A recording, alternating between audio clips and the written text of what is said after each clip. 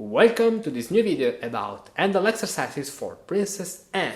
I'm Riccardo, I'm Musicus Practicus, and today we practice together with the exercise number 12. Hey, before starting with the video, download the 100 pages free ebook of all Handel exercises I prepared for give you a better experience. In this ebook you find all the exercises with the bass alone, all the exercises on a keyboard tablature, that means you can do every exercise in writing, some tips that can be useful for doing well the exercises, and a possible realization of each exercise. Download it for free by the link in the description. Okay, this is the 12th exercise by Georg Friedrich Handel.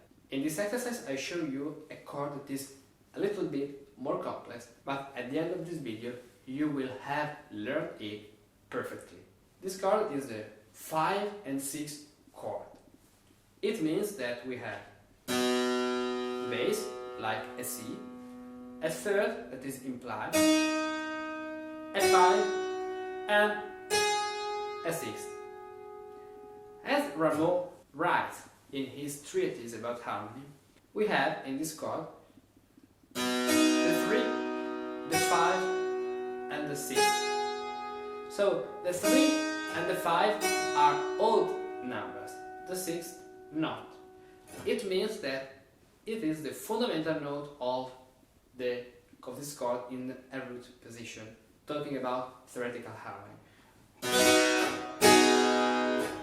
So if we take this A and we transpose down an octave, we have 3 plus 3 plus 3, a 7th chord.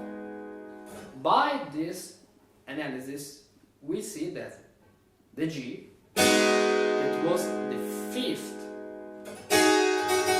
of the chord, is our 7th, our dissonance that must be prepared. In theoretical harmony, the 3, 5, 6 chord is the first inversion of a 7th chord. And the 5th is the 7th that must be prepared.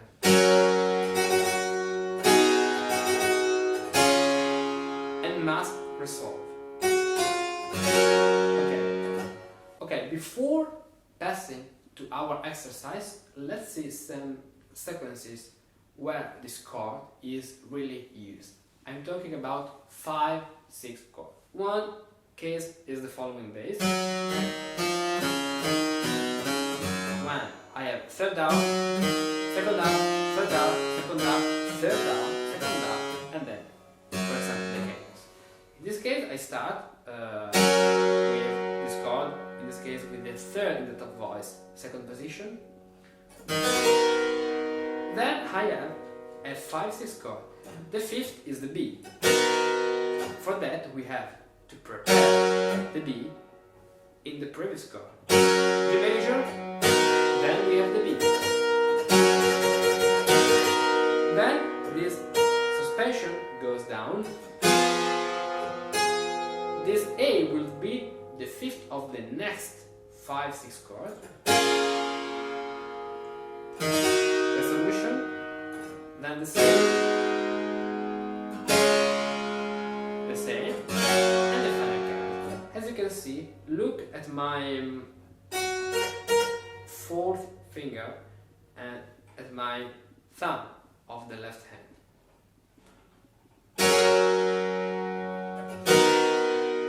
7th, 6th, 7th, 6th, 7th, 6th, and then the resolution. This pattern, 7/6, is one of the most important suspensions that I teach in my classes of Partimento. It is one of the first topics I explain to students, because when you understand this sequence, the descending sequence, you understand how really music works. So let's go on. This is the sequence. We can play this sequence also in the third position, so with the 5th in the top voice. In this case, we will have 2, 3, 2,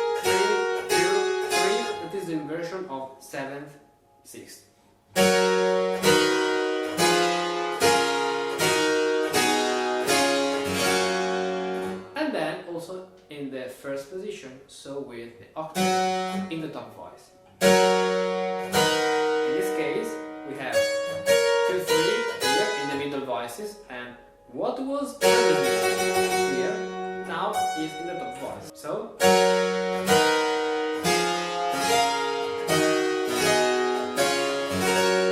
in this way. Okay, now we are ready for practicing our exercise. First of all, the key is D minor and the time is a common time. So let's read the bass. This exercise is really long, but it will help you a lot.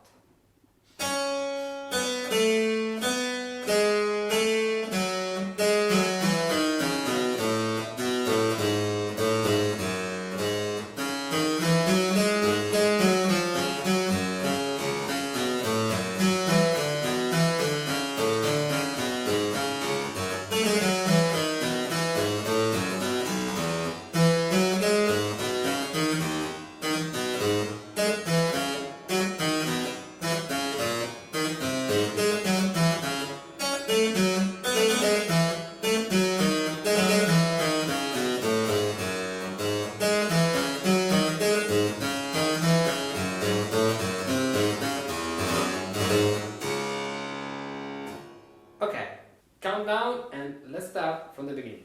I start in the second position, so with the third in the top voice. Passing tone, 5, 6 chord. When you practice for the first time this chord, ask yourself what's the fifth F, because this note will resolve down. As you can see, here there is the pattern I've just explained you before. Okay, this is all the previous pattern, but in D minor.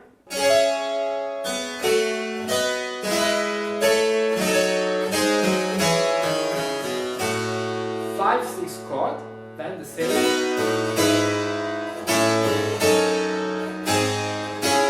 This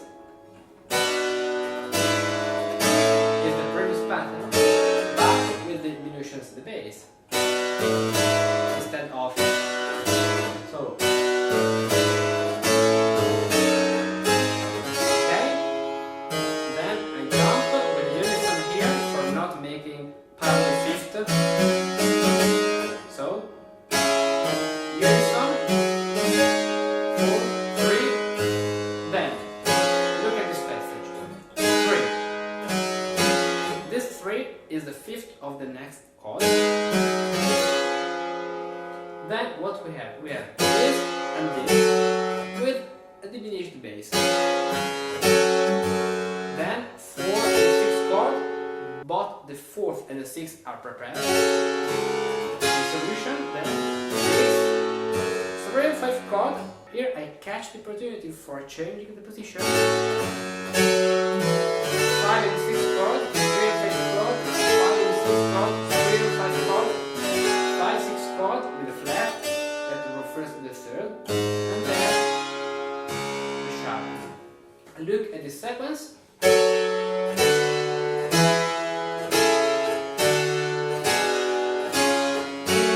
With diminutions, as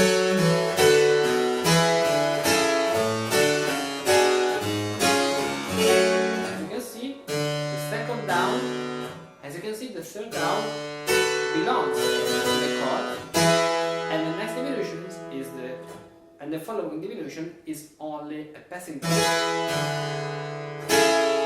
This belongs, then passing tone, this belongs, and then the cadence.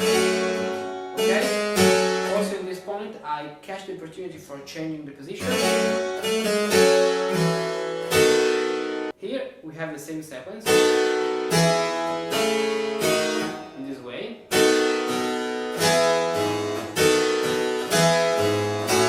Okay? And cadence to F. Then I jump up. When I jump, stay on the same note, I can change the chord without problems about parallel octaves or fifth, because the bass is like the same note. So I jump to the 6th chord, 4, then 6, 4th and They are both prepared. Okay, here we have an enumeration, the sharp and the fifth, on a rest. What does it mean? Here the harmonic rate is on the semi-minima, so it means that this harmony refers to the note that just follow the rest, in this way.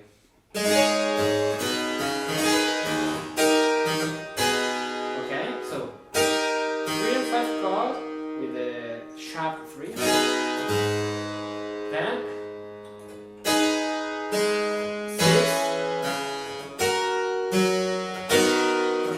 Here we have another kind of diminutions for the same sequence.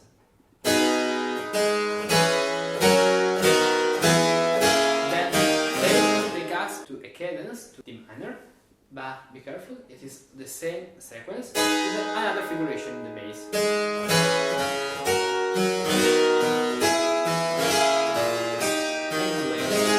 Then jump, okay, then the same. Here we have another diminution for making more variance in the bass. The same as every time what's the fifth, in this case the D. Okay, and then we have a set of 6 that we can play with 4 voices doubling the bass, the 6, the 6, or we can pass to 3 voices. This way, and then, okay, so 6 chord, 5 chord, and then 3 and 5 chord, jump, 6 chord, and here we find the 5 and 6 chord used in the cadence.